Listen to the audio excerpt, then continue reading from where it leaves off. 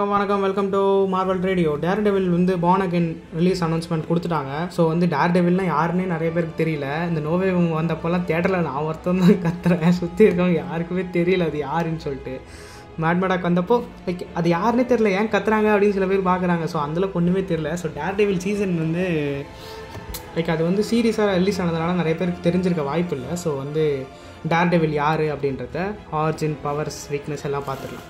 நியூயார்க்கில் இருக்க எல்ஸ் கிச்சன்னு ஒரு இடத்துல தான் இந்த ஜோனத்தன் மேடாக், மேகி மேடாக் இவங்க ரெண்டு பேருக்கும் வந்து மேட் மேடாக் பிறக்கிறாரு. மேட் மேடாக் ஓகே, அவங்க பாக்ஸிங் போய் தான் அவங்க அப்பா வந்து பாக்ஸிங் போய் தான் வர காசை வச்சு பையனை படிக்க வைக்கணும். லைக் நம்மளை மாதிரி நம்ம பையன் இருந்துடக்கூடாது, நல்லா படிக்கணும்னு சொல்லிட்டு படிக்க வைக்கிறாரு.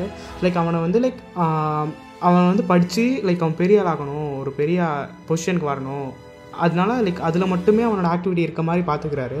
பசங்க விளையாடலாம் கூப்பிடுவாங்க, சார் வந்து போக மாட்டாரான் மேட் மேடாக்கு. ஸோ வந்து அந்த பசங்க இவர் கிண்டல் பண்ணுவாங்க லைக் டேர் டெவில்னு சொல்லிட்டு. ஸோ அந்த பசங்க இந்த பேர் வச்சுருக்காங்க அவனுக்கு. ஸோ டேர் டெவில்னால் என்ன அப்படின்னா பயம் இல்லாதவன் அப்படின்னு சொல்லிட்டு லைக் ஒரு மாதிரி சர்க்காஸ்டிக்காக லைக் அவன் எல்லாத்துக்கும் வெளில வர பயமே இல்லாதவன், இல்லை பயப்படுறான் எல்லாத்துக்கும், அதனால தான் வரமாட்டான்றதுக்கு லைக் பயமே இல்லாதவன் சர்க்காஸ்டிக்காக சொல்கிறாங்க. பட் அவங்க முரண்பாடாக பேர் கொடுக்குறத லைக் இவன் வந்து கண்டுக்கிறது இல்லை, அப்படியே நார்மலாக விட்டுறான். ஒரு நாள் இவன் ரோட்டில் போகும்போது கண்ணு தெரியாத ஒருத்தர் க்ராஸ் பண்ணுறாரு ரோடை. ஸோ அதை இவன் பார்க்குறான். அவர் வந்து க்ராஸ் பண்ணுறாரு. அப்போ வந்து பார்த்தோன்னா அதே ரோட்டில் வந்து வேகமாக ஒரு லாரி வருது, லைக் ஒரு கண்டெய்னர் லாரி. அதுக்குள்ளே எதுவும் இருக்குது, பட் வேகமாக வருது. இவர் வந்து க்ராஸ் பண்ணுறாரு. ஸோ க்ராஸ் பண்ணும்போது இவர் கண்ணு தெரியல. இவன் வந்து இதை பார்க்குறான். ஸோ அவர் மேலே இதை மோதக்கூடாதுன்னு சொல்லிட்டு என்ன பண்ணுறான், போய் தள்ளி விட்டோன்னா அவரும் லைக் அந்த டிரைவருக்கும் லைக் தட்டு மாறி ஒரு ஆக்சிடெண்ட் அங்கே நடந்துருது. பட் யாரும் இடிக்கல, பட் அந்த லாரி வந்து லைக் கவுந்துருது. இவரை வந்து தள்ளி விட்டான். பட் இவன் மேலே வந்து லைக் அதில் வந்து என்ன இருந்திருக்கு அப்படின்னா ரேடியோ வேஸ்ட்டு ஒரு கம்பெனிலேருந்து எடுத்துகிட்டு வந்திருக்காங்க. ஸோ அந்த ரேடியோ வேஸ்ட் என்ன ஆகுதுன்னா லைக் ஸ்பில் ஆக ஆரம்பிச்சிருது லைக் அங்கே இடத்துல. ஸோ வந்து அதில் வந்து சில வேஸ்ட்டு வந்து லைக் ரேடியோ ஆக்டிவ் வேஸ்ட் வந்து இவன் கண்ணில் விழுந்துருது. இவனுக்கு வந்து லைக் இவனா ஹீரோ, இவனுக்கு அங்கேயே கண்ணு தெரியாமல் போயிடுது. கண்ணு தெரியாமல் லைக் அவனுக்கு கொஞ்சம் விஷன் போகுது. அப்புறமா போக அவங்க அப்பா வந்து பிடிக்கிறாரு. பட் கண் விஷன் போயிடுச்சு. பட் ஆனால் இவனோட மற்ற சென்சஸ்லாம் அங்கே 100 டைம் அதிகமாகுது இந்த ரேடியோ பவரால். ஸோ கண்ணு தெரியலனாலும் இவனால் வந்து மற்ற எல்லாமே வந்து பார்க்க முடியும், மற்ற எல்லாமே உணர முடியுது. இவனுக்கு காது நல்லா கேட்குதுன்னா நம்மளை மாதிரி இல்லை, ரொம்ப அதிகமாக ரொம்ப அவனால் எல்லாத்தையும் சென்ஸ் பண்ண முடியுது. அவனுக்கு கொஞ்சம் பவர் இருக்க மாதிரி அவனுக்கு ஃபீல் ஆகுது. ஓகே, பவர்னால் லைக் அவனால் உங்களுக்கு ஒன்றா புரியும்னு நினைக்கிறேன். லைக் அவனால் எக்ஸ்ட்ரா சென்சஸ் வந்து உணர முடியுது. ஸோ வந்து இவனை வந்து அது மாதிரி ட்ரைனிங்க்கு போகிறான். ஸோ இவர் ட்ரெயின் பண்ணுறவர் வந்து அவர் பேர் ஸ்டிக்கு. அவர் வந்து யோகா, மார்ஷியல் ஆர்ட்ஸ், அவன் மைண்ட் கண்ட்ரோல் தான் வேணும் அவனுக்கு, புரியுதா? லைக் அவனோட மைண்ட் கண்ட்ரோல் இப்போ வந்து எல்லா சென்சஸும் அவனால் பண்ண முடியும். சின்ன பின்னு விழுற சத்தத்துலேருந்து பேசுகிற சத்தத்துலேருந்து எல்லாத்தையும் அவனால் ஏற்பட முடியும். லைக் அதில் அவன் வந்து கரெக்டாக கான்சென்ட்ரேட் பண்ணும். ஸோ வந்து மைண்ட் கண்ட்ரோல் வந்து மெயினாக கற்றுக்கிறான். எல்லாமே லைக் அதுக்கு மாஸ்டராகவும் ஆயிடும். மேட் மேடாக் வந்து கெட்டிக்காரராக மாறுறாரு. இதுக்கப்புறம் காலேஜ் போய் சேர்றாரு, லைக் லா படிக்கிறாரு. அங்கே தான் வந்து எலக்ட்ரா, ஃபாகி நெல்சன் இவங்க ரெண்டு பேரும் உங்களுக்கு தெரிஞ்சிருக்கோம். நெல்சன்லாம் வந்து லைக் ஒரு பெஸ்ட் ஃப்ரெண்டு.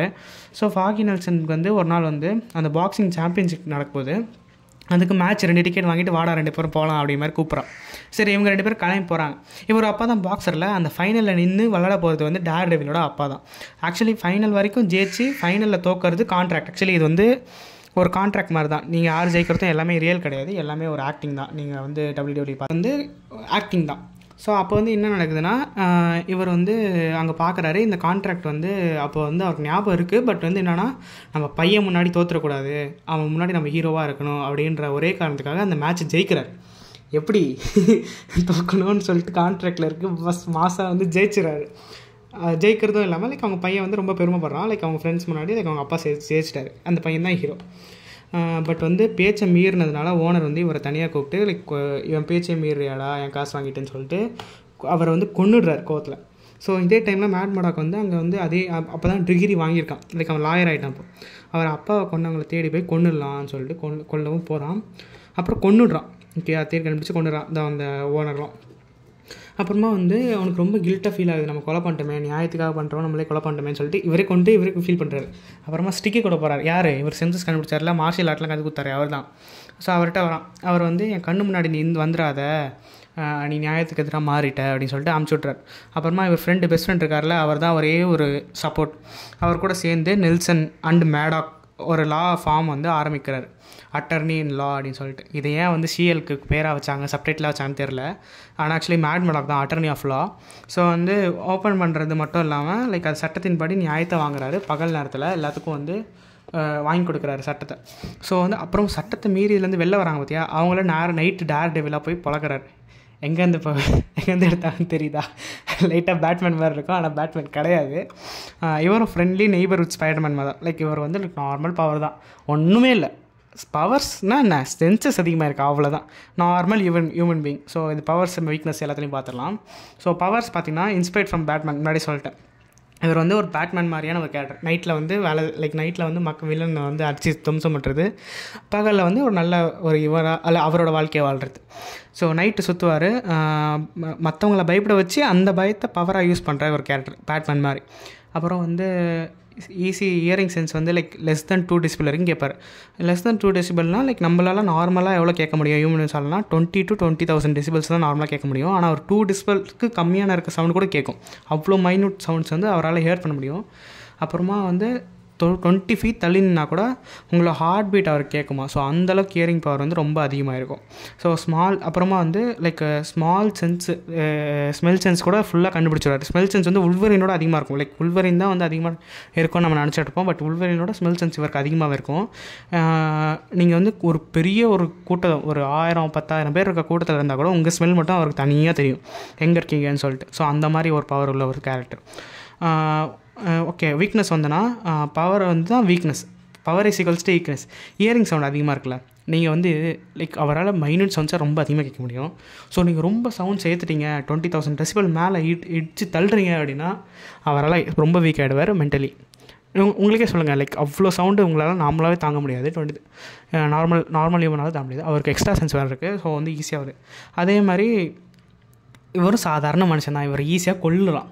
இவருக்கு சென்சஸ் மட்டும் தான் அதிகமாக இருக்குது, வேறு எதுவும் இல்லை. ஸோ இதுதான் ஒரு வீக்னஸ். ஸோ பவர்ஸ், வீக்னஸ், ஆரிஜின்லாம் பார்த்துட்டோம். ஸோ டேர் டெவில் பார்ன் அகைனில் என்ன பண்ணுறாங்க, இல்லை கிங்பிங் தான் வந்து வில்லன்ற மாதிரி சொல்லியிருக்காங்க. ஆக்சுவலி வந்து காமிக்கில் வந்து ஃபஸ்ட்டு இவர் கூட டீம் அப் பண்ணது யாருன்னா ஸ்பைடர்மேன் தான். லைக் ஸ்பைடர்மேனும் இவர் தான் டீம் அப் பண்ணி நிறையா கேஸ் முடிச்சிருக்காங்க. ஸோ ஸ்பைடர்மேன் நோவே ஹோம்லேயே இவருக்கு ஸ்பைடர்மேனோட கேஸை இவர் தான் பார்க்க வர்றாரு.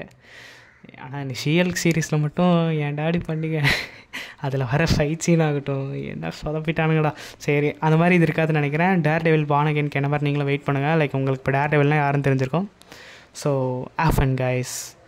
சப்ஸ்கிரைப் பண்ணாமல் பார்க்குறவங்க மறக்காமல் சப்ஸ்கிரைப் பண்ணுறங்க. பக்கத்தில் ஒரு பெல் ஐக்கான் இருக்கும், அதை ப்ரெஸ் பண்ணி ஆல் கிளிக் பண்ணால் தான் நான் போடுற எஃபர்ட் உங்களை தேடி ரீச் ஆகும். சப்ஸ்கிரைப் பண்ணுறேங்க. பை.